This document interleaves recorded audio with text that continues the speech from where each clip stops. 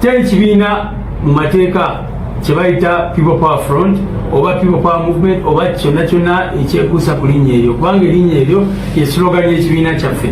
Bwe twakola enongosereza mu ssemateeka waffe owa NUP slogan y'ekibiina twagikyusa nefuuka People Power, our power, our power, People Power. I'm taking a break. You are not going to see me here for a long time, but I will be around. Iririmwe okusalawo Uganda kije mwagala okadiramu, Uganda kije mwagala okubeeramu.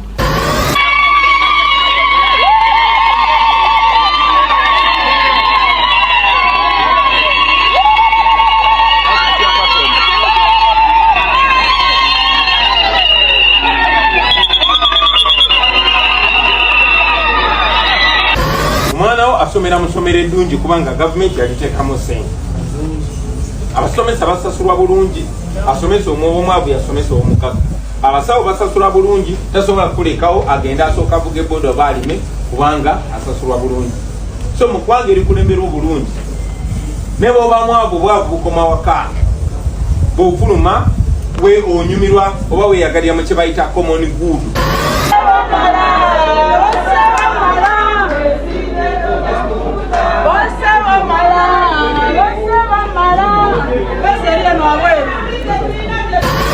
Because I wish people could know that you can never prosper when you steal.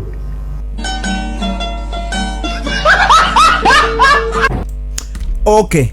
Onaku olwalero Secretary General w'ekibiina ekya National Unity Platform omukulu amanyikiddwa ku nga David Lewis Lubongoya avuddeyo anaalabula abo bonna abagenda maaso n'okulabika nti no beyita aba People Power. Anaagamba nti tebasobola genda maaso n'okulabika nti no bawandiisa ekibiina kino era nga His Excellency Robert Kyagulanyi Ssentamu Mitembo ye president waffe omu bw'ati. Ajjukira nti gye buvuddeko onaku olw'eggulo waliwo abantu abavuddeyo bategeza nti baali ba People Power Movement wabulanga kati abeyawudde ne bawandiisa ekibiina ekimanyikiddwa ku nga People Power Front PPF olunaku olw'eggulo bayanjudde ekibiina kino mu butongole eri bannayuganda wabulanga ebimu kubikozesebwa ng'omubala akabonero wamu n'obukofiira obumyufu abwefaananyirizibwa oba bwefaananyiriza obw'ekibiina ekya National Unity Platform ekisinga amaanyi amunda mu ggwanga lino Uganda. Abakulembeze b'ekibiina kino akuliko Haji Musa Misango akwoteeka ne ssentebe w'ekibiina kino ekya PPF omukulu amanyikiddwa ku nga Spartan Mukaji asaako ne ssentebe waakyo amanyikiddwa ku nga Robert Lutalo. So bagenze maaso olunaku olw'ejjo ne balabika nti oba oliawo bayanjula ekibiina kino. Asonga atuvuddekaawo omubaka wa Kila municipality mukulu amanyikiddwako nga Ibrahimu Semuju Nganda olunaku era olw'eggulo ayavuddeyo n'ategeeza obanga yeebuuza ddala assente abamakomera ze basaba zo zaaki nga bagenda mu kalulu. Omukulu Semuju Nganda yavuddeyo n'ategeeza era ng'asaba abamakomera baveeyo bannyonnyole mulimu kiddala omutuufu gwe bagenda okubeera nga bakola mu kalulu. Era Semuju Nganda n'ayongera okubeera nga akinogaanya anti kino kiraga lwatu nti abakulu abatwala amakomera guno baagufuula mugano bwe tuba nga tugenda mu kalulu okukwata bannayuganda abatalina misango olw'obufuzi ne babateeka mu makomera era nga yeebuuza nti kati ssente ze basaba zaaki. N'agamba nti obuyinza bwonna obukwatagana ku byakalulu bwaweebwa ekitongole ekimanyikiddwa ku nga the Electoral Commission ekigenda mu maaso n'okubeera nga kiteekerateekera eggwanga lino ebintu ebyakalulu. Era n'avaayo n'agamba nti ayagala buli munnayuganda ali eyo aveeyo asabe accountability egenda mu maaso eweebwa ssente zonna ezigenda mu maaso n'okulabika nti no ziweebwa ekitongole kino ekya Uganda Electoral Commission ekigenda mu maaso n'okubeera nga kiteekerateekera eggwanga lino ebintu ebyokulonda. N'agamba nti bateekwa okutuwa embalirira entuufu bo budget yaabwe sente bazisaasanya zitya akubanga sente z'abannayuganda bangi azigenda maaso n'okulabika nti nno azibbibwa mu ngeri emenya amateeka.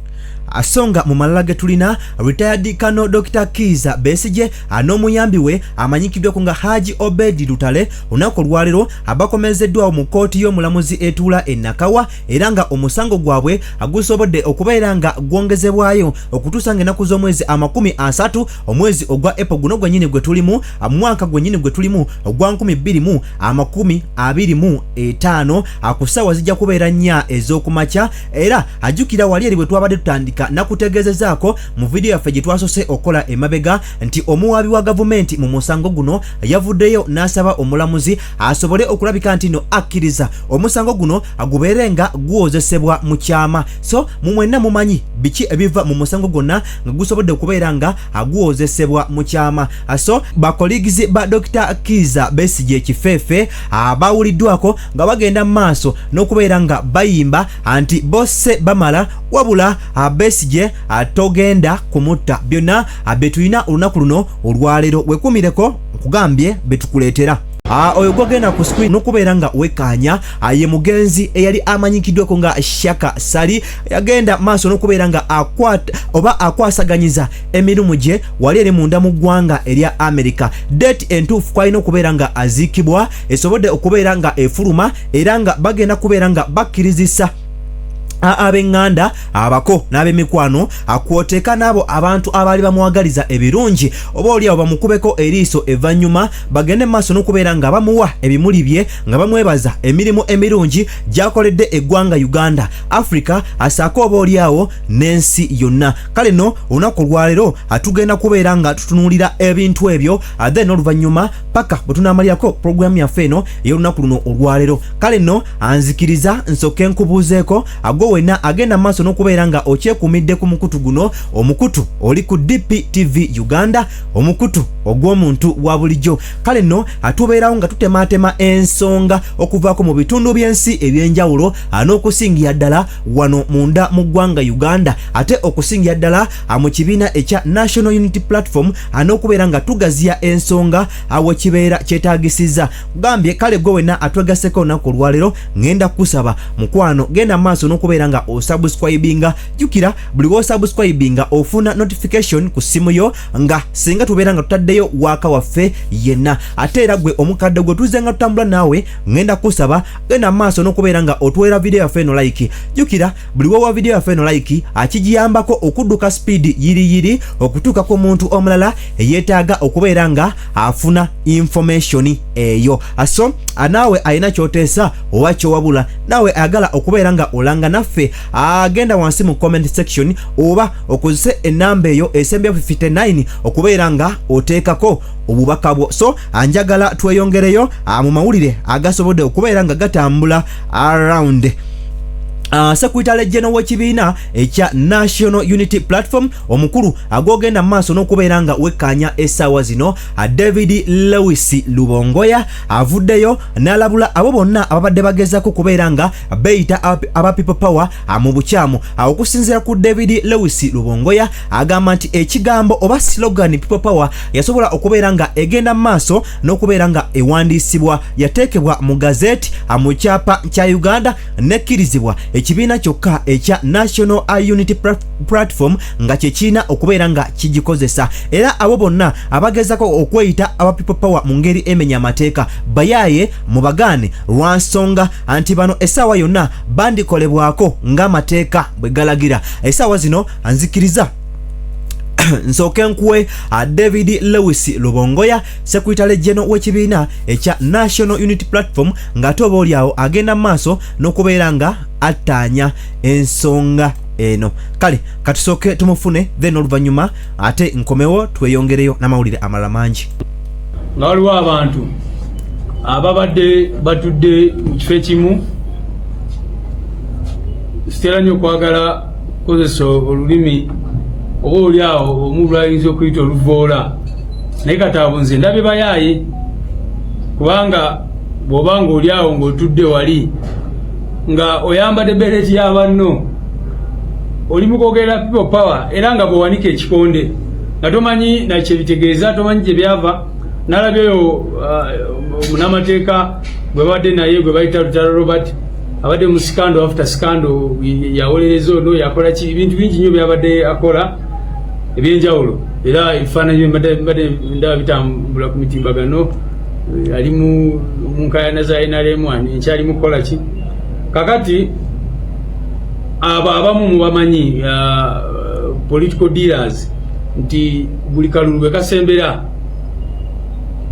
waliwo ebibinja ebivaayo naye bivaayo lwaki kubanga bimanye enkola ya Museveni nti ye buli tusembera akalulu atandika okunoonya ani gwekozesa ogezaako okusala speed bano ogezaako okubaja ku mulamwa ogezaako okubadaivatinga nga bwe bakola mu kalulu akagwa mujjukira mu kalulu akagwa bwe twamala okuteekayo ekibiina kyaffe ne bawamba Kibalama ne batandika omumwogeza ebigambo bitategerekeka n'agamba kati bano bansuubiza miliyoni 5 za dola olala n'ayogera ki bwe yamala n'avaayo n'agamba abasajja bamuwamba ne bamugjamu enjala ne bamukubakuba n'ebirala bwe bityo kaakati era nga bwe tusemberera akalulu era babizeemu nga bo balaba batandise okuvaayo ebibinja bwe bityo twagadde bategeeza nti ekisooka teri kibiina mu mateeka kye bayita People Power Front oba People Power Movement oba kyonna kyonna ekyekuusa ku linnya eryo kubanga erinnya eryo ye slogan y'ekibiina kyaffe bwe twakola enongosereza mu ssemateeka waffe wa NUP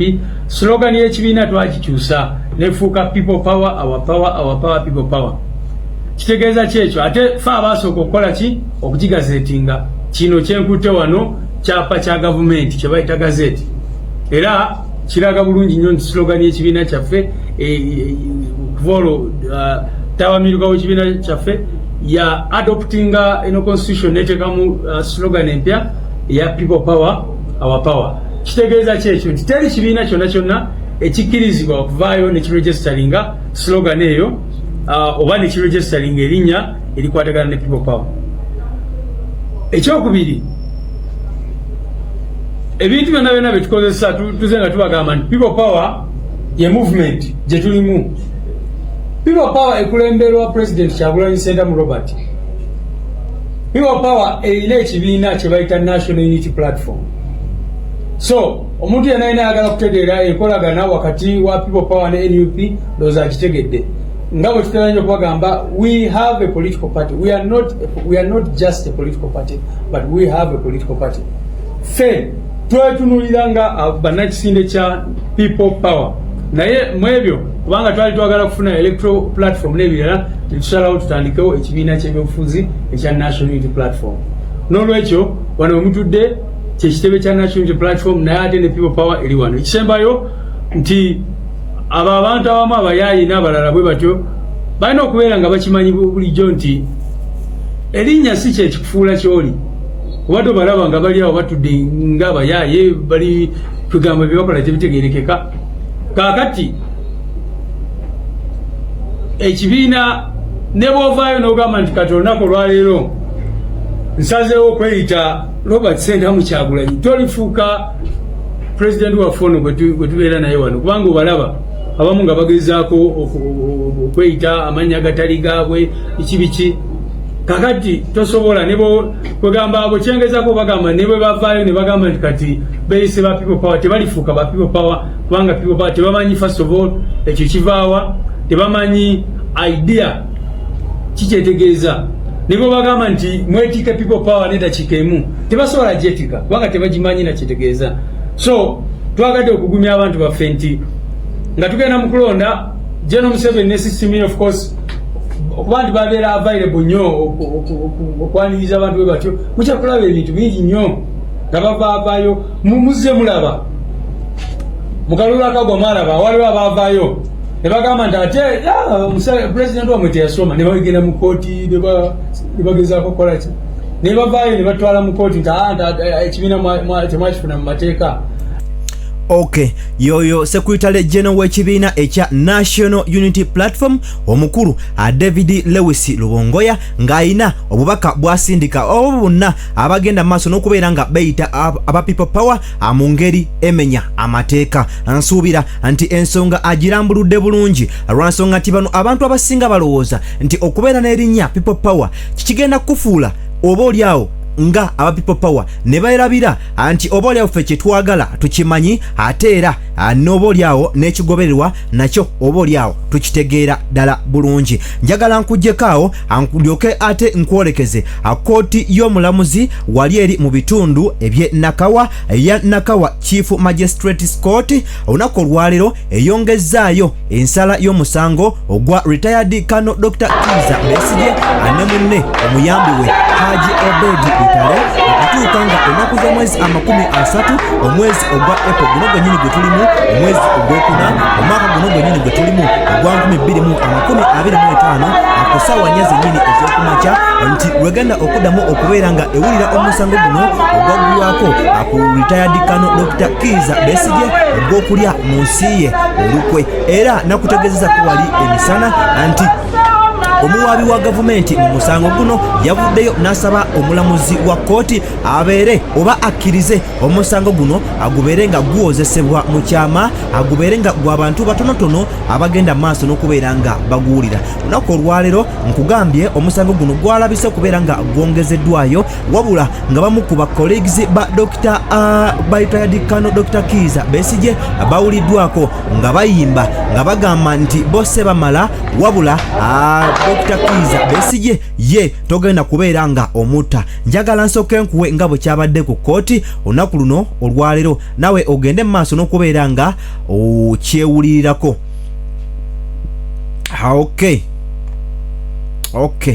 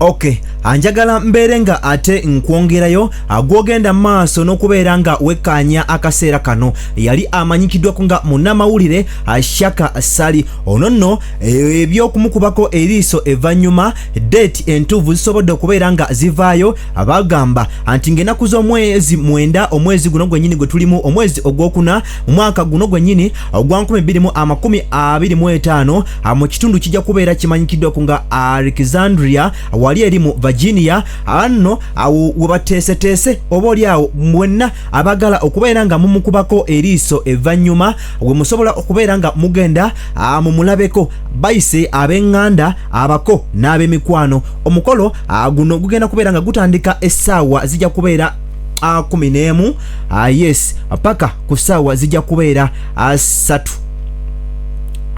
Okay.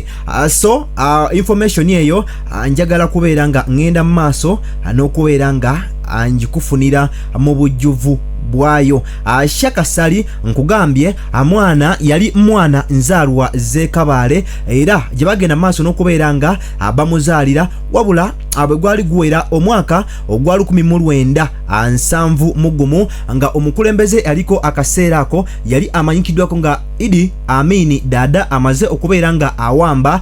Shaka Sali yasobola okubeera nga agenda mu bitundu ebya America eyo nno yasobola okubeera nga afuna ne PhD mu cultural communication wali eri munda mu ggwanga erya America era bwe gwali guwera omwaka ogwa 1986 oyo nno yegatta ku mukutu ogwali gumanyikiddwako nga Voice of America era bwe gwawulira omwaka ogwa 2000 basobola okubeera nga balaunchinga kye batuuma straight Let's Talk Africa awo nno bwe basobola okubeera nga bakubaganyiza ebirowoozo ku byali bigenda mu maaso wano mu Africa asaako oba oliawo ne wano munda mu ggwanga Uganda nenga basically baali basinga nnyo okubeera nga batunuulira ensonga mu mwaka bali basinga kutunulira ensonga ezaali zigenda maaso n'okubeera nga zikwata ku ssemazinga wa Africa.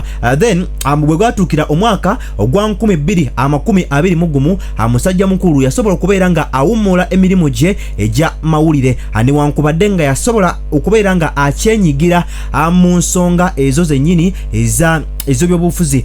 So Shaka Sali bwatyo bwe nkugambyeko nti agenda kubeera nga agalamizibwa ng'ennaku z'omwezi zigenda kubeera 9 ate omwezi guno gwennyini gwe tulimu ogwokuna mwaka guno gwennyini ogwa 2025. So abamu kumbo abadde bamwesunga okubeera nga agenda kubeera nga akomezebwawo wano ku butaka amunda mu ggwanga erya Uganda akiyinza okubeera nga tekijja kusoboka. Nkugambye okuziika kwe akujja kubeera wali eri ku Jefferson Funeral Chapel poloti 15,755. Yes, so abwe bityo bwe bigenda maaso n'okulabika nti biva side eyo.